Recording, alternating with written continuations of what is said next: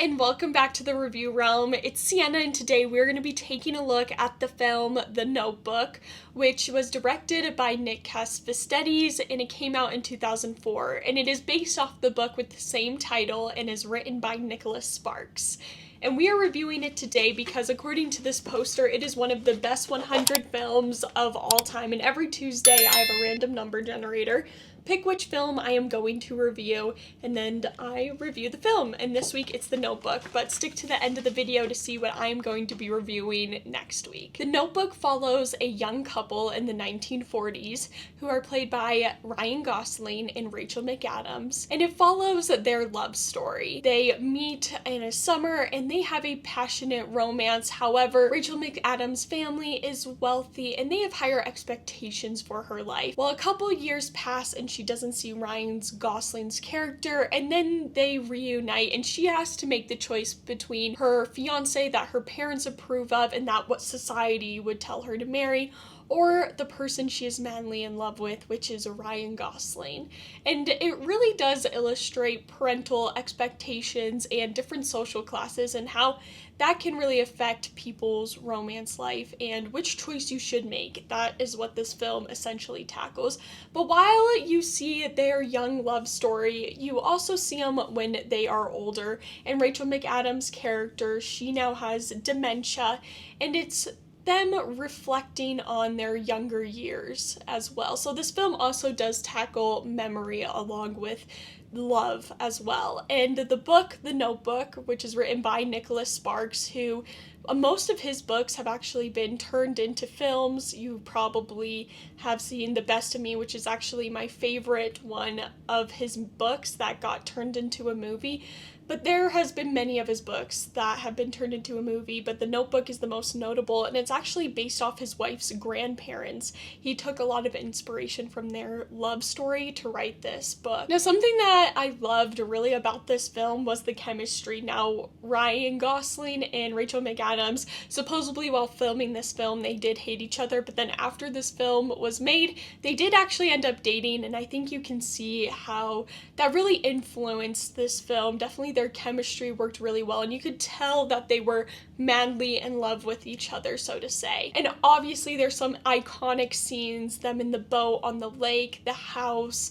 Visually, this film is beautiful, very pleasing, and the way they use light in this film, I really did enjoy. There's also the famous carnival scene with the Ferris wheel that is very notable as well, and they are notable for a specific reason. Now, obviously, this film is very predictable. It's a romance, a Nicholas Sparks. It's The Notebook. Everyone has sort of almost heard of it. If you think about romance movies, The Notebook is one that definitely gets brought up in a lot of conversations just because it is very notable, and the themes and the topics that this film really does tackle, and it does it in a really good way, does make it in a lot of conversations about romance movies, because yes, you're dealing with this love story and people trying to tear them apart, and the social classes and how money and family can really influence our decisions, but also when they are older and coming to the last chapters of their lives.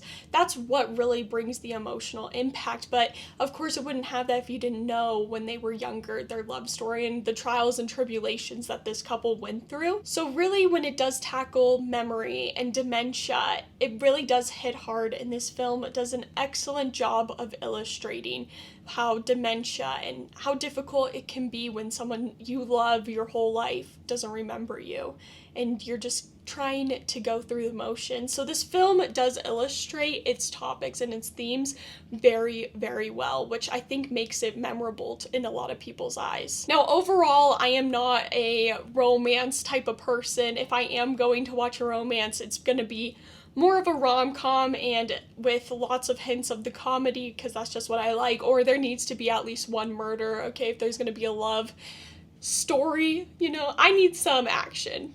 So The Notebook isn't my favorite movie, just because I'm not really into the lovey-dovey sort of stuff, but I do really appreciate it for what it is. Now, Nicholas Sparks' books, they are emotional, he just takes you for a ride and then breaks your heart at the end. And this film, it really does illustrate his books very well as well.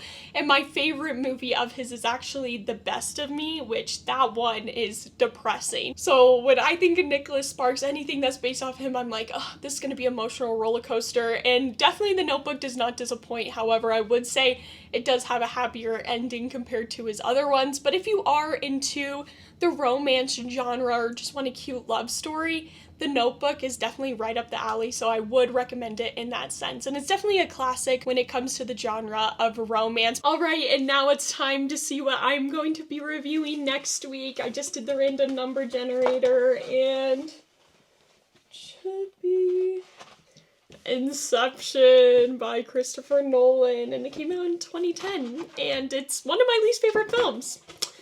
You're about to find out why next week, so stay tuned, but let me know your thoughts on The Notebook, and if it is a classic to you, or if you skip it. But have a great day. Bye!